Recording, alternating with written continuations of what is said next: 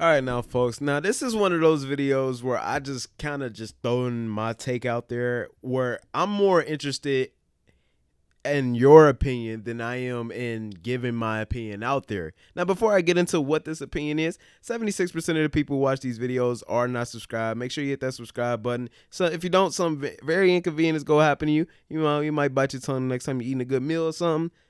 But so hit that subscribe button. I hate to hear that happen to you, man. Like the video as well. I need 100 likes on this video.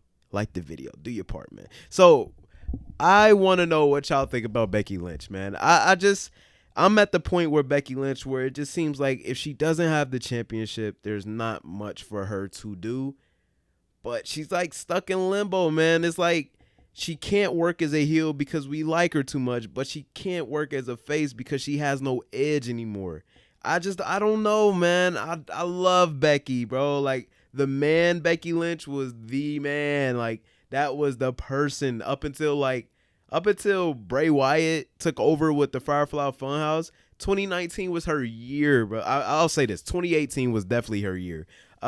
Which ironically a close second was Seth Rollins, but that's a whole different story for a different day. She deserved that main event in 2019 at WrestleMania 35, but I can't see her main eventing a WrestleMania at this point. It's like I just don't see her as big of a star as she was a couple years ago. It seems like she's like more so a legacy act.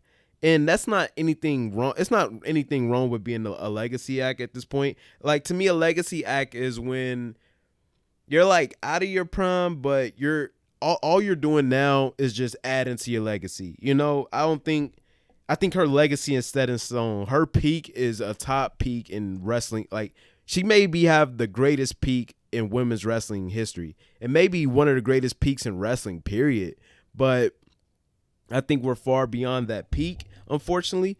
And you know, it's sad, but it's a lot of things that have to do with that. You know, her um, getting pregnant and being out for about a year, and then coming back the way she did, and it was a huge turnover from the time that she came back. I think by the time when she left and came back, you know, there was the rise of Liv Morgan, Bianca Belair, Rhea Ripley, and stuff. So people kind of just passed those people by, and the only person that really seemed to stick around on the main card from like the four horsewomen was is Bailey.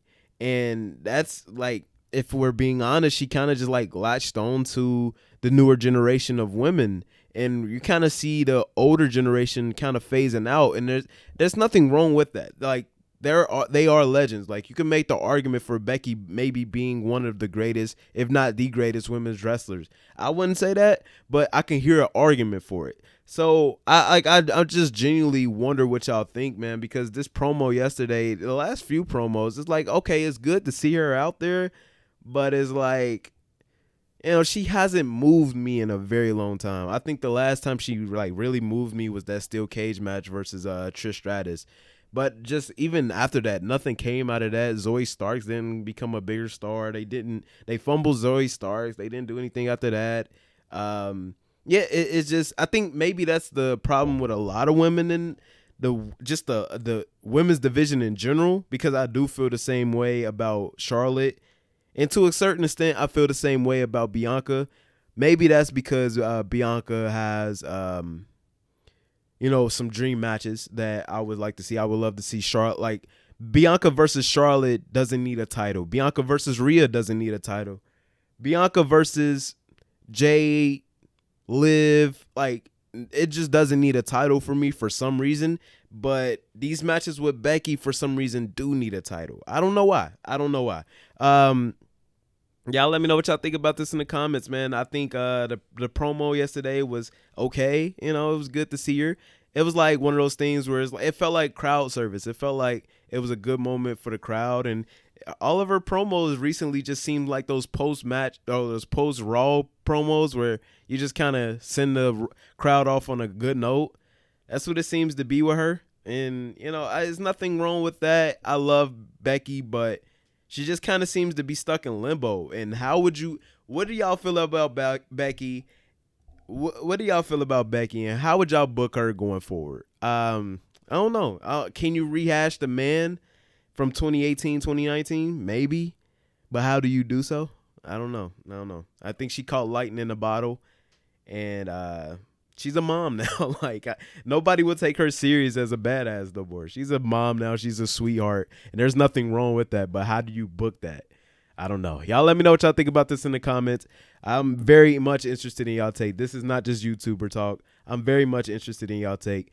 Let me know what y'all think about it. Again, hit that subscribe button. If you don't hit that subscribe button, unfortunately, something may inconvenient happen to you. I don't know. I'm not saying anything, but something may inconvenience you soon. Hit that subscribe button. Hit the like button. Need 100 likes on this video. Play your part, man. Play your part. Have a beautiful night. Sub to Act. Peace.